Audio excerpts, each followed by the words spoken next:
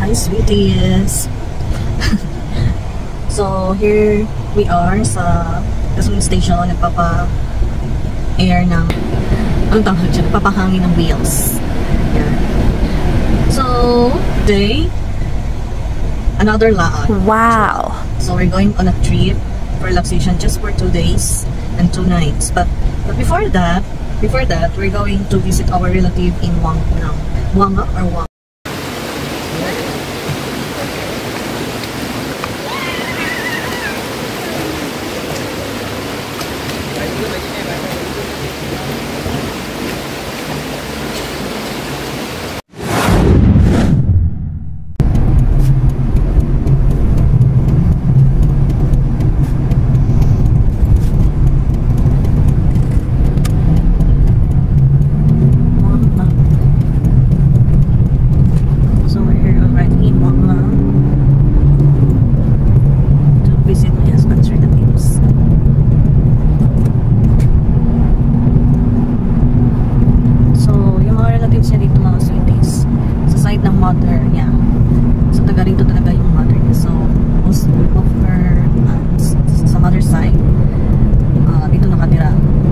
Properties din yung family niya dito, pero hindi nagagamit kasi wala silang oras.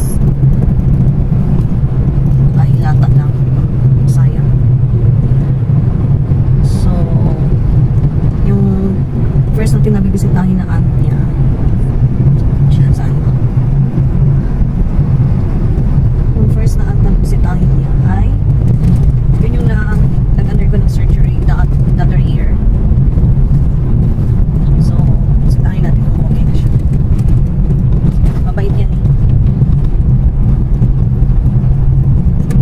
Dagat yun.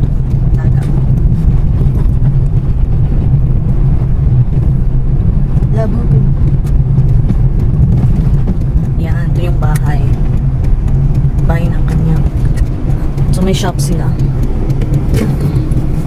Okay. So we just finished. So matatapos lang namin nag-visit dun sa aunt niya. So, we'll go to the next house sa kanyang aunt and sa kanyang cousin. So, yung cousin niya, mga sweeties, may restaurant. Pero, occasional lang yata sila nag-open kasi may ibang business din sila na pinapromote wine, I think wine. So, ito yung Wangam. Wangam. Ang meaning daw ng Wangam ay beautiful. Wow! So, may mga shops sa tabi ng dagat. Kamang dagat today. So ito yung ito yung bahay and restaurant ng kanyang cousin. So itong area na to, ito banda sa kanya yan. Yung katabi ng restaurant na na sa kanya. Pero yun nga, hindi nagagamit. So wala ang cousin niya, sarado. Oh, it's closed.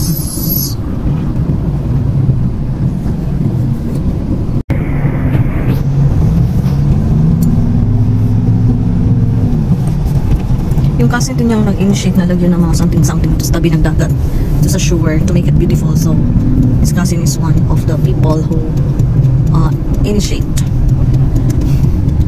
Okay, so doon tayo sa bahay ng kanyang aunt kasi wala yung cousin niya. Dito naman yung area dito tabi ng resort ng kanyang aunt. Diyan sa kanila din yan, sa mama niya. Yung resort doon sa pinsan niya. So ito pala yung house ng kanyang aunt. So baba na muna tayo. The top, honey. Take the top. Yan, pinakuha ko ng malunggay kasi walang malunggay doon banda sa amin. Dito ang dami, oh. So ito pala yung yung lupain niya dito sa Wangam. So, pinagamit niya sa kanyang aunt kasi wala naman siyang time mag-asikaso dito. Maganda sana to kung may pera. Lagyan ng resort. Kaya lang, yung aunt niya may resort na doon. Tsaka yung pinsan niya resort doon. Mama? The top, the top. You include the stem. Huwag ng kamunggay. Namiss ko na sabaw ng manok with malunggay and papaya. May papayas na marami sa bahay. Gusto ko sana magtanim. Kaya lang, walang hindi daw, wala daw yung ouch! Ano na lai? Tama yutro ah. Nan. Kan use nun. Tap. May. Katong nilay. Yeah. Yeah. Nay, no? Ganda ng malunggay ba? Sayang naman walang mature na stem na pwedeng itanim.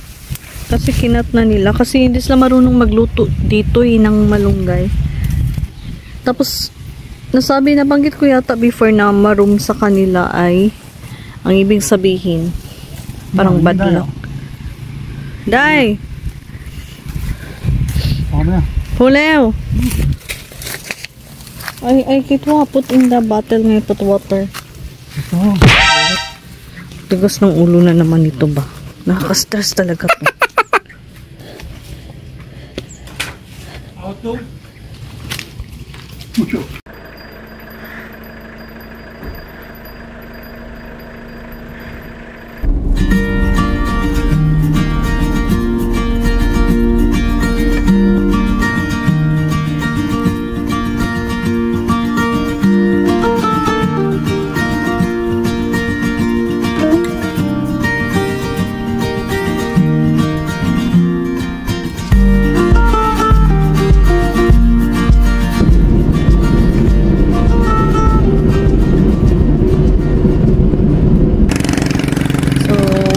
Here, mga sweet deals.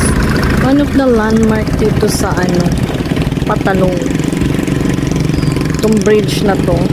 So here, may mga ano tawag dyan? Yung mga birds na yun. Tingnan natin.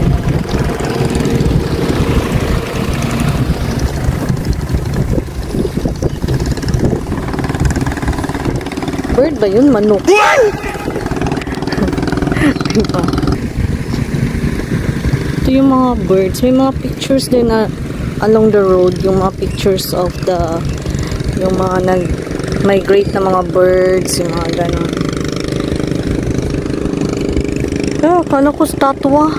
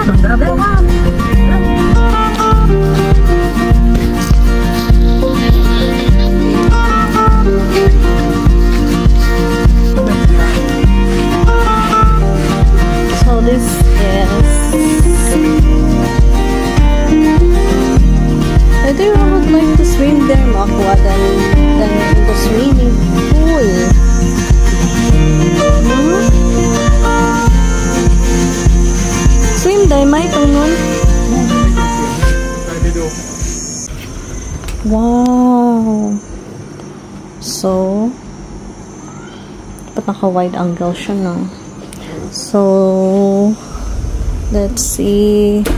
Yung taba ko. Free ba to? Charot. 15 baht.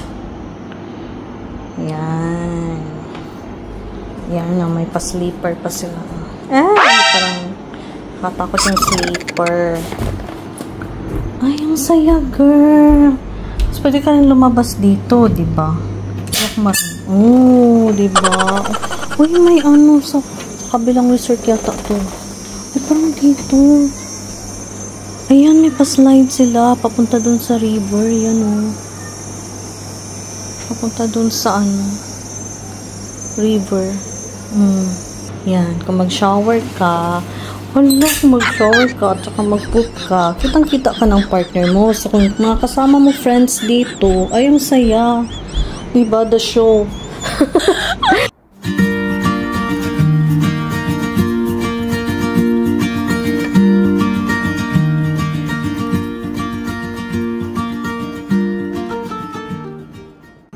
Wala silang hair blower. Ay. Naghanap ng blow. Baka nandito sa ref yung hair blower. Ay, bongga, girl. Bongga. Free ba to? Charot. Yung door niya. Ay, sira siya, girl. Sira siya. Ayan. Wala talagang blower. So, punta tayong swimming pool, mga swimming pool. River. I don't really like swimming pool, not unless it's flowing. Because I felt like it's not good for me. So meron din pala dito sa taas. Oh, ganun. Yan. So, tingnan nyo naman ang entrance. O, diba? Ganun ka. Tapos andun na yung resort. Ganda. Ganda siya. Punta tayo sa baba. Let's see if we can swim there. Kung taga-tuhod lang siya, mga sweeties, pwede ako mag-swim dyan. Pero pag, ano siya, above, more than 5 meters siya. Ay, naku, huwag na. Ay, 1 meter pala. Ay, sa kabilang resort pala yung maingay. Ano pala dito, girl? Ano pala yung sa kabilang resort? Maganda siya. Kung may nag-vlog din doon. Ito parang... Wait. Yan. Ay, medyo malalim siya bayot. I can't.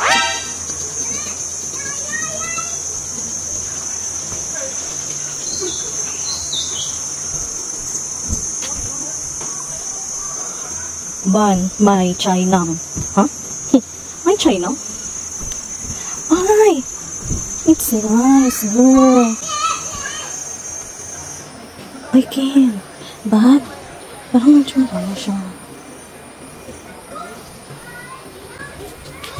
So this is to another resort.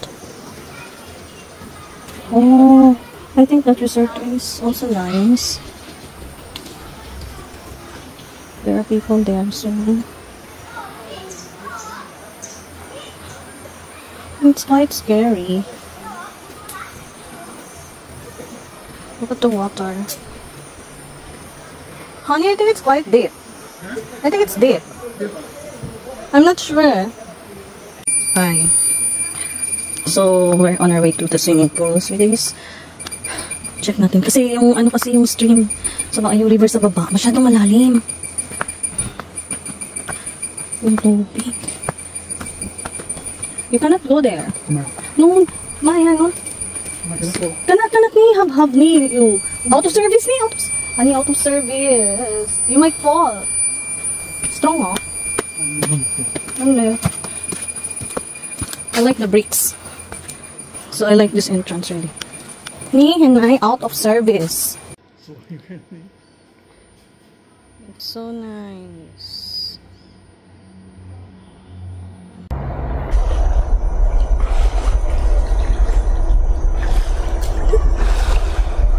So cute ah! So cute, old man.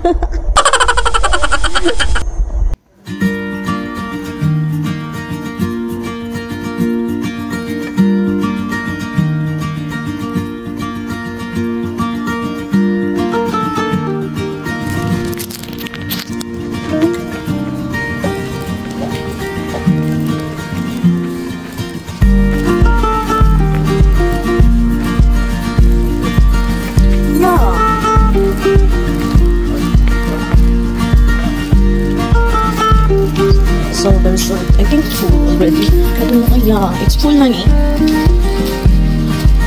So this is over with. I love it.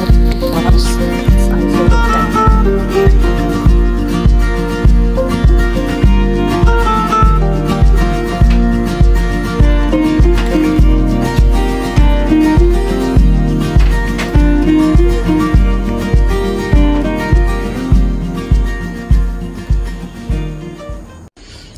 guys, so it's 7:30 already and we're going to have our breakfast. After, we're going to move to the other resort for breakfast here. Yan. My orange American breakfast and porridge with shrimp. So proud of my student. He's cum laude. And my other student too.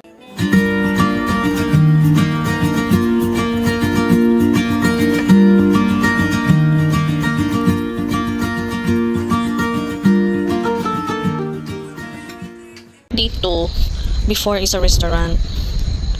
Pero parang nasira na siya, parang hindi na matibay yung floor. So kinlose nila.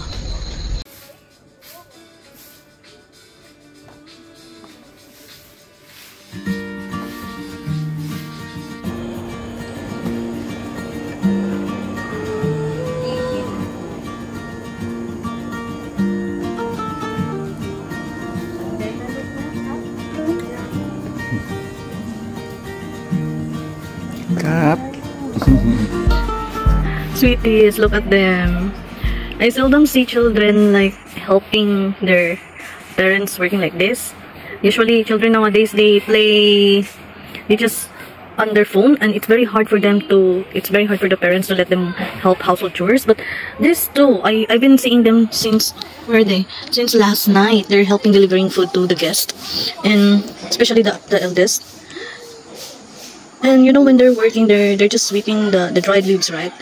While they're working, they're like, "Oy, lawang look! Lawang look na!" They play. So they're just like playing while they're working. Like they enjoyed it. They're so like, So I asked the eldest, he's Patum 1, grade 1. And the younger one is like, I think, kindergarten. But kudos to the parents of these children.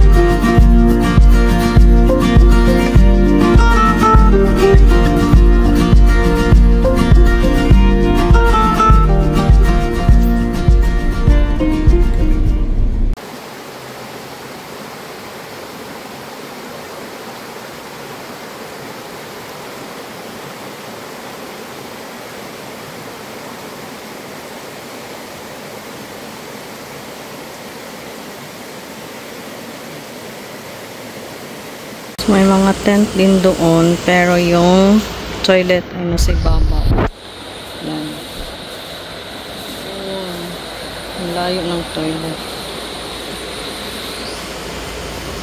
So the door has a bit of problem. Like, I think this is a very old resort because I think it looks old, and then may mga parts na medyo parang sira. And the toilet is not that okay for me. So, iba siya sa girl. Sweeties, iba siya sa picture. Ang ganda niya sa picture, sa online. Pero, okay lang. Bearable. Pero, my husband. So, dyan yata kami mag-dinner na kaya.